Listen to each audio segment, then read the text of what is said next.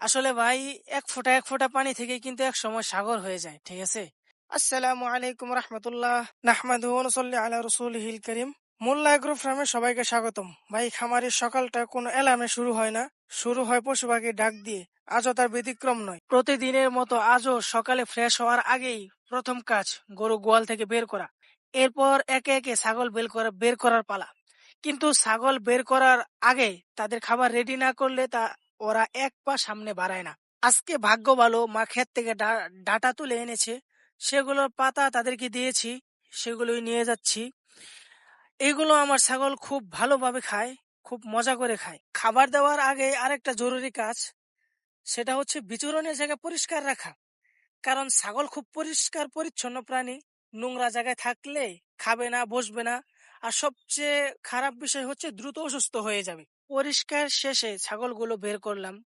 আগের ভিডিওতে আপনাদেরকে যে ৩টা বাচ্চা খোয়ারে রেখেছিলাম দেখিয়েছি। আজ থেকে এগুলো এখানেই থাকবে। এখন থেকে এটাই হবে ওদের নিজস্ব জায়গা। ভাই শীতকালে যে ঘাসের এত সংকট দেখা দেয়, খামারে না আসলে তা বোঝাই যায় না। আমার এই অল্প অভিজ্ঞতা থেকে আপনাদেরকে একটা পরামর্শ দেই, সেটা হচ্ছে আপনারা যদি খামার করতে চান তাহলে আগে খামার শুরু করার আগে ঘাসের ব্যবস্থা করে নেবেন, ঘাসের ক্ষেত করে নেবেন। তাদেরকে যে আজকে ঘাসগুলো দিয়েছি মনে হচ্ছে আজকে তাদের ঘাসগুলো পছন্দ হয়নি, কেউ মুখ লাগাচ্ছে না। আসলে ভাই শীতের দিন, এই সময় ঘাসের এত সংকট, ভাই ঘাস ম্যানেজ করাটাই কষ্ট হয়ে যায়। আসলে কি বলবো, বলাটা উচিত হবে কিনা জানি না। আমার এই অল্প কিছু ছাগল দেখে অনেকেই মানে তিরস্কার স্বরূপ বলে যে এই কয়েকটা ছাগল। আসলে ভাই এক ফোঁটা পানি থেকে কিন্তু এক সময় সাগর হয়ে যায়। ঠিক আছে? এখন আমার অল্প আছে, কিছুদিন পরে আরো বাড়বে ইনশাআল্লাহ। দেখতে থাকেন। মা যে ডাটা শাকগুলো উঠাইছিল সেইগুলা থেকে এই যে পাতা বের হইছে সেগুলো নিয়ে আসছি, তাদেরকে দিলাম। তারা মোটামুটি ভালোই খাইতেছে এইগুলো। আমার এই খামার পরিচালনায় যদি আপনাদের কোনো বুদ্ধি থাকে বা পরামর্শ থাকে, যেভাবে করলে আমি আরো দ্রুত এগোতে পারবো, দ্রুত সাফল্যতা অর্জন করতে পারবো, সেই পরামর্শটা আমাকে দিবেন।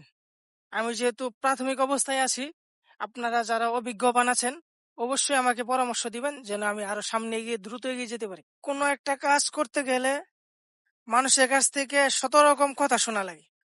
আর এই কথা শুনে হজম করে যদি কেউ আগাতে পারে সেই সফল হবে ইনশাল্লাহ। এই যে আমার ছাগলটাকে দেখাচ্ছি না, এই ছাগলটা হঠাৎ করে ২-৩ দিন যাবৎ চোখে প্রচুর পরিমাণে ময়লা জমতেছে, চোখটা ছোট করে রাখতেছে, চোখে পানি পড়তেছে। যদি কেউ অভিজ্ঞবান ব্যক্তি জানেন যে এটা কি সমস্যা বা এই কোন ওষুধ ব্যবহার করলে ঠিক হবে অবশ্যই জানাবেন। এই যে আপনারা ছোট ছোট সিম গাছগুলো দেখলেন, এইগুলো কারালা জাতের সিম। অনলাইন থেকে অর্ডার করছিলাম, আসলে আমি বুঝতে পারিনি গাছগুলো এত ছোট হয়। আসলে হচ্ছে ভুল থেকে শিক্ষা, এটাই হচ্ছে খামার। ভাই একটি বাড়ি একটি খামারের সাথে একটি পুকুর না থাকলে হয় না। আর এটাই হচ্ছে আমাদের সেই ছোট্ট পুকুর। মাছ কিনে না খেয়ে এই পুকুর থেকে খাওয়ার জন্যই এই পুকুরটি করা। এই যে আঙ্গুর গাছটা দেখতেছেন, এটা যে এখনো বেঁচে আছে এটাই আমার ভাগ্য। এক সময় তো ভাবছিলাম যে মরে একেবারে শুটকি হয়ে গেছে। কালকে উঠিয়ে দেখলাম যে এটা এখনো জীবিত আছে, গাছ মরে নাই, গুড়া মরে নাই। এই জন্য অন্য আরেক জায়গায় স্থানান্তর করে লাগাই দিলাম। আরেকটা কথা, বাউন্ডারি না করলে ভাই জংলি গাছ লাগালেও থাকে না। একটা সময় এই জানার গাছগুলো দেখতেছেন ভরে আসছিল ফুল, কিন্তু শেষ পর্যন্ত থাকতে পারে নাই ছাগল গরুর অত্যাচারে। এই যে এখানে হচ্ছে আমার শখের চুইঝাল গাছ। অযত্নে অবস্থা খারাপ, তবুও কোন রকম বেঁচে আছে আল্লাহ রহমতে। এই জায়গায় দেখেন রসুন রসুন ক্ষেত, ড্রাগন গাছ, একের ভিতর সবকিছু আলহামদুলিল্লাহ।